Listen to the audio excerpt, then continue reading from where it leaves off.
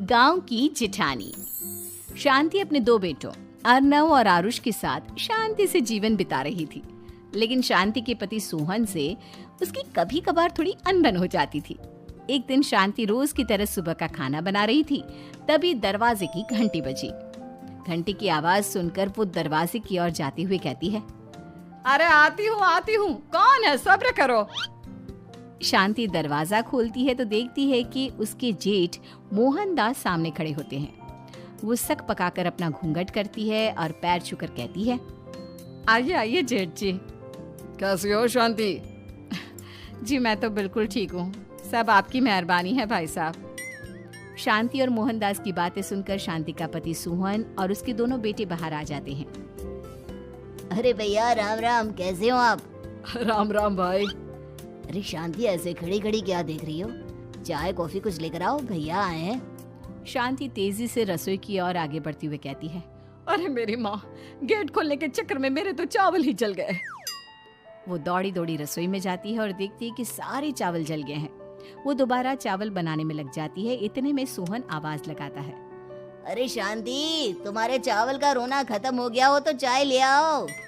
जी लाती हूँ अभी। शांति जल्दी जल्दी चाय बनाती है और मोहनदास को चाय देती है। सब एक दूसरे की खैर खबर पूछते हुए चाय पीते हैं। चाय खत्म होती ही मोहनदास शांति की ओर देखते हुए मजाक में कहते हैं, शांति, अब तुम्हारी चाय में दम नहीं रहा, अब हमें चाय बनाने वाली बदलनी पड़ेगी। ये कैसे मुमकिन होगा जेठ जी, घर और बाहर का सारा काम मुझे ही करना पड़ता है और कभी कभी जल्दी जल्दी के चक्कर में काम बिगड़ जाते हैं, जैसे आज चावल जल गए। अरे इसी का तो हल लेकर आया हूँ। मैंने रिश्ता देखा है अर्नव और आरुष के लिए। दोनों लड़कियाँ बहुत सुंदर और सुशील है। अगर आप दोनों इजाजत दें तो बात करूँ आगे। सोहन और शांति रिश्ते की बात सुनकर कहते हैं, अब ठीक है, बात चलाइए ना भैया, पर पहले लड़की के बारे में कुछ बताइए तो सही। हाँ भाई साहब, लड़की कैसी है, परिवार कैसा है, कहाँ के रहने वाले हैं? देखो, परिवार तो बहुत अच्छा है, पर वे दोनों लोग बहुत गरीब हैं। दहेज में कुछ मिलेगा नहीं। अरे हमें दहेज में कुछ चाहिए भी नहीं, बस लड़की संस्कारी होनी चाहिए। एक लड़की तो पढ़ी लिखी है और शहर की रहने वाली है, पर दूसरी अपनी गरीबी की वजह से पढ़ न सकी और गांव में रहती है, लेकिन दोनों है बहुत खूबसूरत। अगर तुम सबको देखते ही पसंद ना आ जाए तो मेरा नाम बदल देना। हाँ, पर तो हम आंखें मूंद कर भरोसा कर सकते हैं भैया।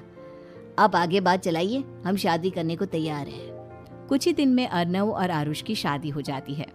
आरुष की शादी अनपढ़ लड़की मंजरी से हो जाती है, जो कि बहुत भोली भी होती है, और अर्नव की शादी पढ़ी लिखी लड़की तनुजा से हो जाती है, जो कि घमंडी और चालू होती है।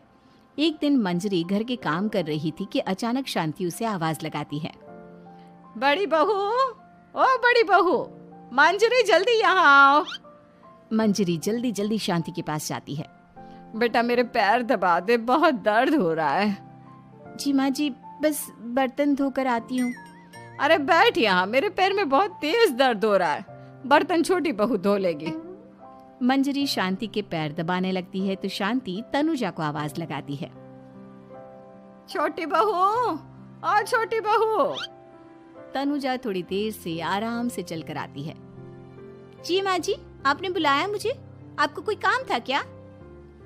तू कुछ काम कर रही है या? शांति की बात काटते हुए तनुजा बोलती है, कुछ नहीं माँ, फोन पर अपने घर पर बात कर रही थी। अरे बाद में बात करियो अपने घर वालों से, पहले जाके बर्तन धो ले।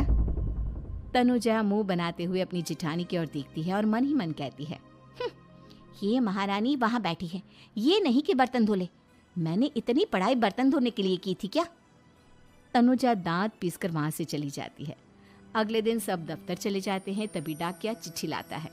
शांति चिट्ठी लेकर मंजरी से कहती है, बड़ी बहू, जरा छोटी बहू को बुलाना, एक चिट्ठी आई है। मेरी तो आंखें कमजोर है तो मुझसे पढ़ा नहीं जाएगा। मंजरी तनुजा के पास जाकर कहती है, तनुजा, तुम्हें माँ जी बुला रही हैं। मुझ पर हुक्म मत चलाओ, काम बताओ काम। अरे मैंने तुम पर कहाँ हुक्म चलाया, और हुक्म चला भी दूंगी तो क्या हुआ, तुम तो मेरी छोटी बहन की तरह हो ना। तुम जैसी अनपढ़, जाहिल और गांव की गवार मेरी बहन नहीं हो सकती। बेचारी मंजरी तनुजा की बात सुनकर अपना सा मुंह लेकर रह गई। कोई चिट्ठी आई है, माँ जी तुमसे पढ़वाना चाहती है, बस इसलिए बुला रही हैं। मुंह टेढ़ा करके तनुजा मंजरी का मजाक बनाती हुए कहती है, अनपढ़ कहीं की। तनुजा का ऐसा बर्ताव देखकर बड़ी बहू बहुत दुखी होती है। तनुजा को अपनी पढ़ाई का घमंड इतना हो गया कि अब वो घर के कोई काम नहीं करती और अपनी जिठानी का मजाक बनाती रहती। तनुजा का ये बर्ताव अब उसकी सास को भी नजर आने लगा था। एक दिन शांति ने अपनी बड़ी बहू से कहा, मंजरी, तनुजा हर समय तुम्हारा मजाक उड़ाती है, तुम्हें गुस्सा नहीं आता क्या? आता तो है माँ जी, लेकिन मैं क्या करूं? जब भी उसे कुछ बोलती हूँ वो और भी जली कटी बातें मुझे सुनाकर चली जाती है। मैं उसे अपनी छोटी बहन की तरह प्यार करती हूँ, लेकिन उसके दिल में मेरे लिए कोई इज्जत नहीं। बहू, तूने वो कहावत सुनी है, जुल्म करने वाले से ज्यादा जुल्म सहने वाला अपराधी होता है। मंजरी अपनी सास का इशारा समझ जाती है। वो अपनी देवरानी को सबक सिखाने की ठान लेती है और एक दिन शांति अपनी दोनों बहुओं के साथ बैठी थी तो शांति अपनी बड़ी बहू से पूछती है, अरे बहू, शाम होने को है, कुछ सोचा है क्या बनेगा खाने में? माँ जी, मेरे तो सर में बहुत दर्द है आज। मेरी प्यारी देवरानी ही कुछ अंग्रेजी खाना बनाकर खिलाएगी। सुना है पढ़े लिखे लोग अंग्रेजी खाना बहुत अच्छा बनाते हैं, क्यों तनुजा? इतना कहकर मंजरी अपनी सास की ओर देखकर मुस्कुरा दी। तनुजा अपनी तारीफ सुनकर बहुत खुश हो गई। इतने में शांति कहती है, ये तो सच बात है छोटी बहू, ये तो मैंने भी सुना है। हम भी पक गए हैं बड़ी बहू के हाथ का खाना खा खा कर। तनुजा, तुम्हारी माँ भी तो तुम्हारे खाने की बहुत तारीफ करती हैं। आज हमें भी खिला दो कुछ अच्छा सा बनाकर। शांति की बात सुनकर छोटी बहू और आसमान पर चढ़ गई, पर उसे ये कहाँ पता था कि उसकी सास और जेठानी उसे सबक सिखाना चाहती हैं। तनुजा अपनी तारीफ सुनकर खुश तो बहुत होती है, पर सोचने लगती है, मुझे तो कैसा भी खाना बनाना नहीं आता। अब मैं क्या करूंगी? अगर मैंने इनको सच बता दिया तो मेरी सारी इज्जत मिट्टी में मिल जाएगी। अरे छोटी बहू, क्या सोच रही हो? खिलाओगी ना अपने हाथ का अंग्रेजी खाना? छोटी बहू हाँ में सर हिला देती है। अचानक से उसके दिमाग में एक आइडिया आता है। मैं इंटरनेट से देखकर कुछ बना लेती हूँ, मेरी वाहवाही पूरे घर में हो जाएगी। मुझे कौन सा रोज रोज बनाना है। माँ जी, आज आप सबको ऐसा खाना खिलाऊंगी कि। इतने में शांति छोटी बहू की टांग खींचते हुए कहती है कि पता नहीं कैसा खाना खिलाओगी। ए ऊपर वाले, हमारी रक्षा करना। इतना बोलकर शांति और मंजरी दोनों जोर जोर से हंसने लगते हैं। अब तनुजा रसोई घर में चली जाती है और खाने की तैयारी करने लगती है, पर उसे रसोई घर की चीज़ों के बारे में तो कुछ नहीं पता। जैसे तैसे सारी चीज़ें निकालती है और इंटरनेट पर देखकर खाना बनाती है। कुछ ही देर में सब लोग घर आ जाते हैं। अरे सुनते हो, आज का खाना हमारी छोटी बहू बना रही है। अरे वाह, आज तो फिर कुछ अंग्रेजी खाना खाने को मिलेगा। कुछ ही देर में खाना बन जाता है तो छोटी बहू सबका खाना लगा देती है। इतने में बड़ी बहू कहती है, क्या बात है देवरानी जी, आज तो बहुत अच्छी खुशबू आ रही है।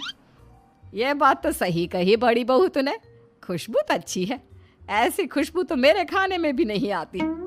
सब मिलकर छोटी बहू की बहुत तारीफ करते हैं और छोटी बहू 7वें आसमान पर बैठ जाती है। अब सभी खाना खाते हैं। जल्दी जल्दी दो, अब तो मुंह में पानी आ रहा है। हाँ, मुझसे भी नहीं रुका जा रहा। जैसे ही सोहन एक निवाला खाता है तो उसकी आंखों से पानी आने लगता है। ये देखकर शांति सोहन से पूछती है, क्या हुआ जी, खाना इतना अच्छा बना है कि आंखों से पानी आ गया? सोहन चुप रहता है और धीरे धीरे से खाना शुरू कर देता है। इतने में सोहन छोटी बहू से कहता है, बेटी तुम भी तो खाओ, तुम क्यों रुकी हो? खाना सच में बहुत अच्छा है। ये कहकर सोहन जोर से हंस देता है। फिर सब खाना खाने लगते हैं, लेकिन खाने में नमक और मिर्च तेज हो गई थी। तनुजा से कोई कुछ नहीं बोलता, बल्कि उसे भी खाने को कहते हैं। जैसे ही छोटी बहू खाना खाती है वो पानी पानी कहकर चिल्लाती है, पानी, इसमें तो पानी। ये खाना तो सच में इतना अच्छा बना है कि हमारे साथ साथ देवरानी जी भी इसके स्वाद को कभी नहीं भूल पाएंगी। सही कहा बहू।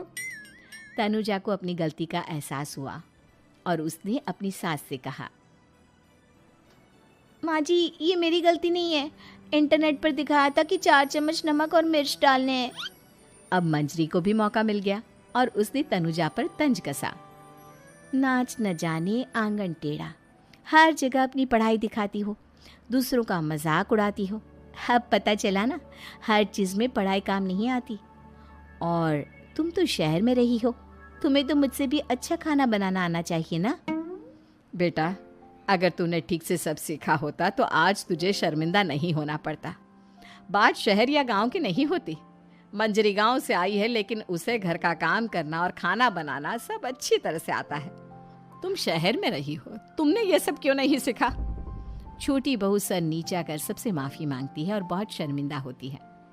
दीदी मुझे माफ़ कर दो, मैंने आपको बहुत बुरा भला कहा, पर आपने मुझे हमेशा ही माफ़ किया। आज मुझे अपनी गलती का एहसास हो गया है। अब दोनों बहुएं मिलकर घर का काम करने लगी और एक दूसरे को अपने गुण बांटने लगी। मंजरी ने अपनी देवरानी को खाना बनाना और घर का काम करना सिखाया, वहीं तनुजा ने भी अपनी जिठानी को पढ़ना लिखना सिखाया। शांति और सोहन ऐसी बहुएं पाकर बहुत खुश थे।